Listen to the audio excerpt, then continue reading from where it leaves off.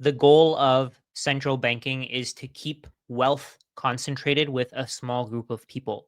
In this video, I want to explain to you what exactly I mean by this. Let's get started. I want to start with a video of this woman, Christine Lagarde, the president of the European Central Bank, talking about how Bitcoin has no value, that it is all hype, it's truly not worth anything, and it is not digital gold. So let's play the video.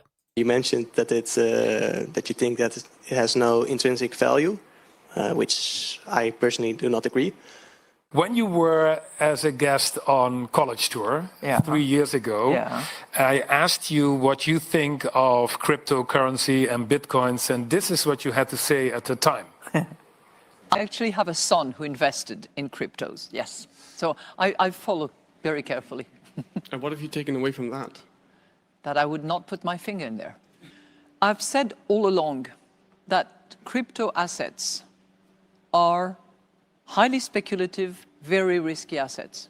I'm concerned about, those people who assume that it's going to be a reward, who have no understanding of the risks, who will lose it all, and who will be terribly disappointed, which is why I believe that that should be regulated. I think one of the takeaways of what she just said there was that she wants people to believe that there's only a certain group of assets that is valuable. So she wants people to believe that, let's say, the legacy assets like stocks, real estate, bonds are valuable. Gold is valuable. I think, and keep in mind that this is just my opinion of this, I don't know if this is actually what she's thinking. I think that her goal is to make sure that wealth remains with the wealthy.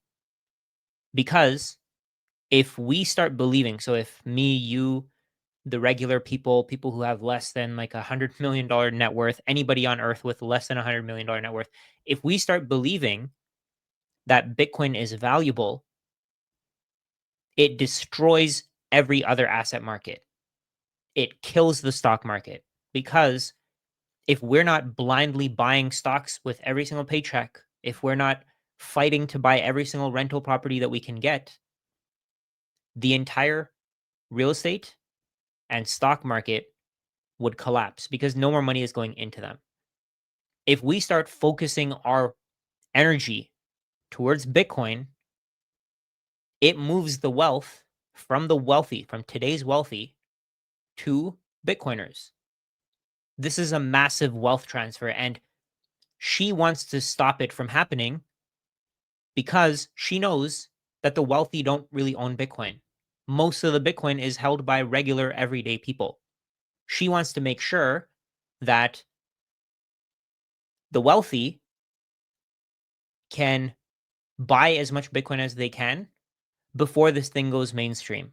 I guarantee you, 10 years, 15 years, 20 years from now, when Bitcoin has been redistributed from the individuals to the businesses, to the ETFs, to the governments, they're going to completely change their tone.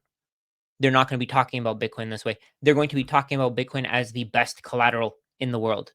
They're not going to be saying that they shouldn't touch Bitcoin, that Bitcoin is worthless. They're not going to be saying anything like this, because at that point, they're going to own the collateral. Today, they don't own Bitcoin. Today, they own the legacy financial systems collateral.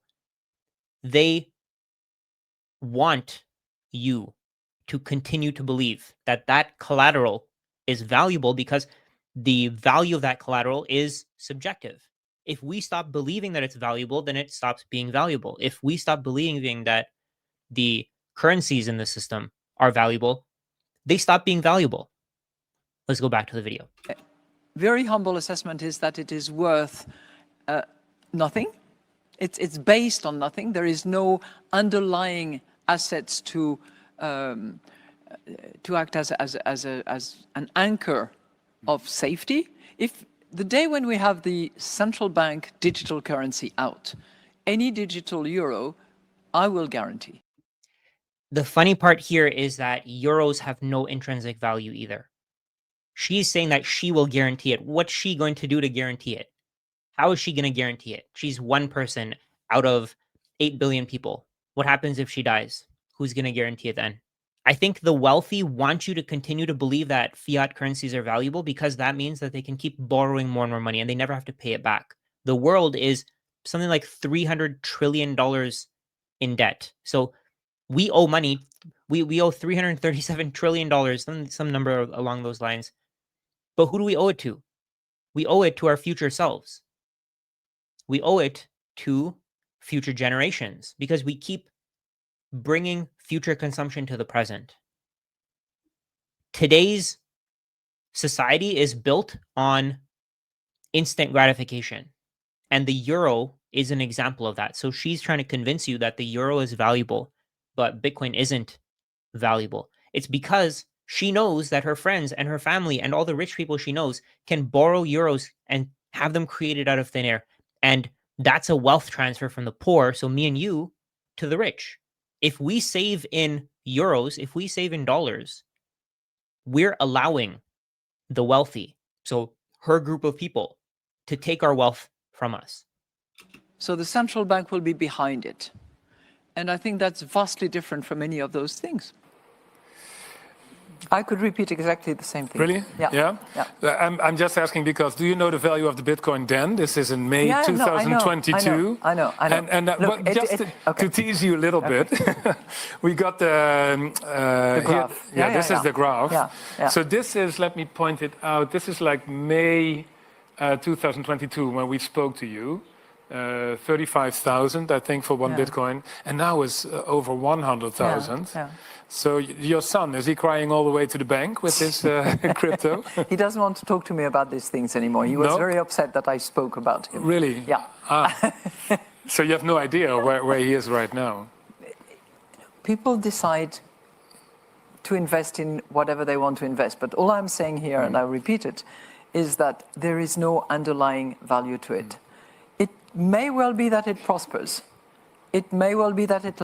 What's the underlying value of the euro? What's the underlying value of the things they want us to save in?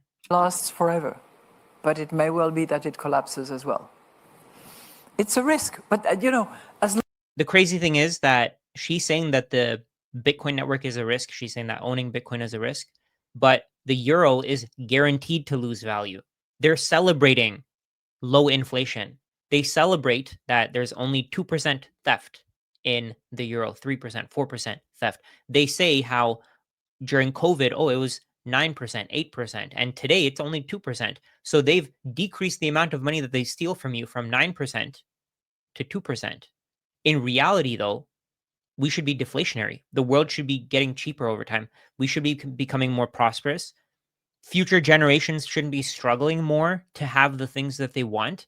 If we are going to prosper as a society, if we're going to grow as a society, we need to do whatever we can to get away from women like her, from people like her who want control, who believe that they're the main character. She truly believes that. She says, I'm going to guarantee your dollars or your euros. How is she going to do that?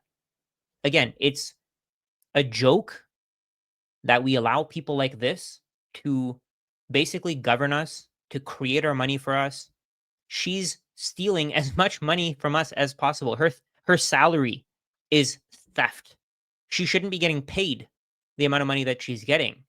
The only reason why she's getting that money is because she can steal money from other people through inflation, through creating more money, through having the government borrow more money and pay it to her. Part of her salary is definitely coming from debt.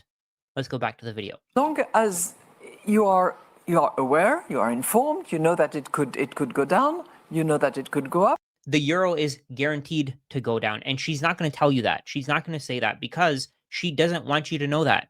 This is the biggest scam ever. These people are scammers. They want your wealth, and they don't want you to understand the system. They want you to stay away from Bitcoin because Bitcoin is an escape hatch. I think that's her own words. She said this. Bitcoin is an escape hatch. That's your decision, but if I'm not giving investment advice anyway. This is not for me to do that. Hi, I'm Jordi, and I study economics. And I want to get back on your remarks about cryptocurrency. You mentioned that that you think that it has no intrinsic value, which I personally do not agree. So what is the value of it?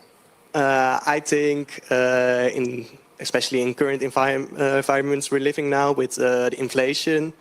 How much is inflation now? And now it's quite good, but in the in the COVID times, Thank it's what. So she's bragging that inflation is down from COVID till now, but there is still theft. Our cost of living is still going up, even though we're getting better at making things, even though we're getting better at being productive, even though we're working harder, we're working more, and our cost of living is still going up. How is that even possible? It's because the money that we save in is worthless. It's worth nothing. If you have Bitcoin, you're going to be able to trade that Bitcoin for more and more euros over time because euros can be created out of thin air. More and more euros will chase the same number of Bitcoin forever. As more euros are created, more of them will find their way into Bitcoin. And instead of being invested in government bonds, in real estate, in stocks, they'll be going into Bitcoin, and Bitcoin's market cap is going to grow. And because Bitcoin is a globally accessible asset, just like gold, you're going to see that Bitcoin will approach gold or exceed it within, I would say, the next decade or so.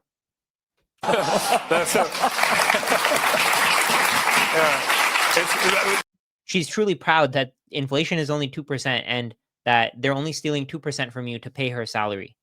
I don't know if that's something to be proud of, to be honest. Just to say, for the people who don't know, I think 2%, a little bit more in the... 2.2 latest reading in August. In the Netherlands, a bit more in the Netherlands. In the Netherlands, it's 3.3 and going up. So you're going to... She's so proud of these numbers. It's insane. I find it so funny. There's so much theft going on. Most people don't realize it. And she's so happy that they don't realize it. Because if they start realizing it, they're going to start dumping their euros and inflation will go up. To say that you think Bitcoin is a better...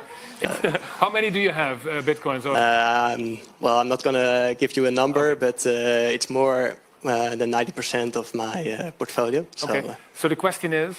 So can Bitcoin be like a digital form of gold? Okay. No. She says no, and she just doesn't even back it up. That's the final answer, right? Yeah. Shall we leave it? You know, I hesitate to say that, but I say it because I have no fear. Because I know that the social media tonight and tomorrow is going to hit me like you know. That's probably the only correct sentence that she said in this video. Like crazy, because that's the community that they form, and that's the belief that they have, and that's the confidence that they generate amongst themselves. But I still am of the view that there is no intrinsic value and there is no underlying value to it, which doesn't mean to say that there is no hype created as a result, that some can associate with a value, meaning a price, which then moves up and down depending on what happens, who is instrumenting all this. By the way, I'm not thinking the same thing about stable coins, okay? I regard that as a completely separate category of digital instrument. So she wants to say that you should go with stablecoins because governments control them. Her group of central bankers control them. Her I guess her gang of central bankers, they can control them. They know that if you buy stablecoins, you're adding value to that currency's market, and the people who are issuing those currencies can go and buy more government debt to back those stablecoins. She wants that. She supports that. She loves that, of course, because it means that, again, people are going to continue to borrow euros. They're going to keep on creating more euros and adding them to the economy. And her system, the central banking system, will be able to continue to inflate our money away. And our cost of living is going to keep going up. The cost of everything is going to keep going up. You're going to be less prosperous. Your children will struggle a lot more. Your children will be in a worse position in the future than you are today. Even though you're struggling, they're going to struggle even more because of the euro. And I want to go through one part here again, just to help you to understand what she's saying. I want you to really listen to the words that she's saying here. That's the confidence that they generate amongst themselves. But I still am of the view that there is no intrinsic value and there is no underlying value to it, which doesn't mean to say that there is no hype created as a result, that some can associate with a value, meaning a price, which then moves up and down depending on what happens, who is instrumenting all this. Okay, so she said there's no underlying asset. She's telling you that because it's not backed by the legacy financial system, it's not valuable.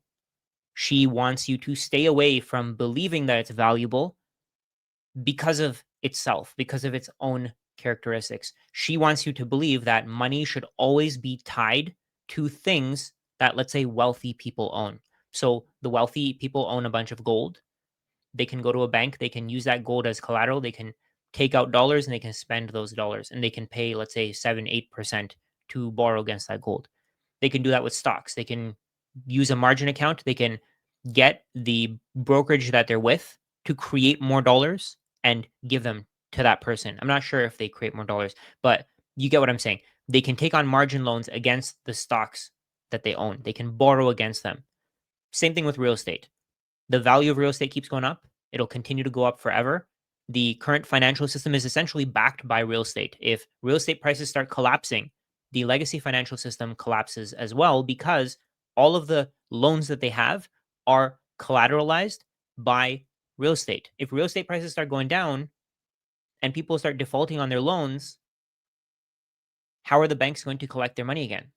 Who's going to trust the banking system again? Nobody. Because at some point, if house prices start falling and they keep falling and they keep falling because people don't want to buy real estate, stock prices start falling because people don't want to buy stocks because they just want to own Bitcoin because Bitcoin has the best returns. What happens to the legacy financial system? It falls, it collapses, it completely falls apart. Governments can't borrow money because money requires that you create value. They can confiscate it from people, they can tax people for living in their land, but eventually, if governments can't borrow money, they're going to collapse. Just like how we're seeing with the US government today, the government has a shutdown, but in that time, the value of Bitcoin has gone up significantly. It's up about 10 to 12% in the last couple of weeks. And I personally think that that's a result of people losing trust and losing faith in the US government to continue to manage its money and the Federal Reserve to continue to manage its money. So she wants you to believe that the only money that can be created is through central banks. The only thing that you can use as a savings vehicle is, let's say, legacy assets. And she wants to make that connection where the wealthy own the assets, the poor save in currencies, the wealthy can create more currencies. They can go to the bank and they can have more currencies created and give it to them. And that's just a wealth transfer from the poor to the wealthy. She wants that system to continue because she benefits from it. Because I guarantee you that she's borrowing money as well. She probably has a bunch of real estate properties. She probably has a stock portfolio that she's borrowing against and she has a margin loan against. So again, the job of a central bank is to make sure that wealth is consolidated with the wealthy. If that structure changes too much, everything collapses. People stop working. People stop believing that the money that they have is valuable. They try to get rid of it. They start hoarding goods and services. This is what central bankers want to avoid. They want us to keep working. They want us to keep being slaves to their system where they create money out of thin air and we work for it. Where we give our time, energy, skills, effort, our whole life to earning these pieces of paper that they just print because they benefit from it. Because they know that they're getting paid as a result of this. She's saying, again, I said this a couple of times before. She's saying that she'll guarantee the value of your euro. How? What value is she creating to guarantee the value of the euro? She's not creating any value. The people who are creating value are the ones who produce the goods and services, not the central bankers. Stop thinking about money the way that they want you to think about it. Think of it differently.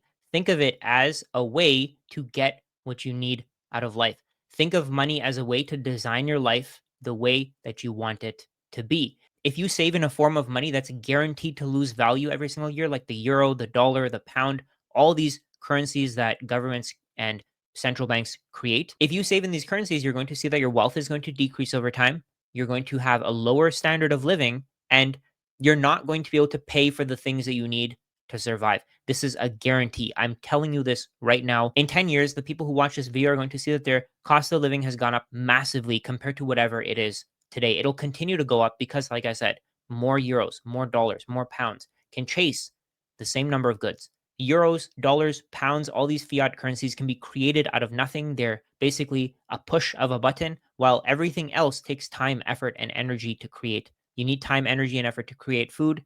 You need time, energy, and effort to create houses. But the people who can borrow money and have it created out of thin air don't have to think about how much time, effort, energy, and skills are put into creating whatever products they buy, because to them, those products are free. To you, those products cost actual money. They don't care about how much something costs because they don't have to work for their money, while you have to work for your money, and it costs you real time to buy whatever you're buying. Ignore the central bankers, keep stacking as much Bitcoin as you can. And if you're worried that you're not going to have enough Bitcoin, in this video here, I explain why you don't need a whole Bitcoin in order to retire at some point in the future.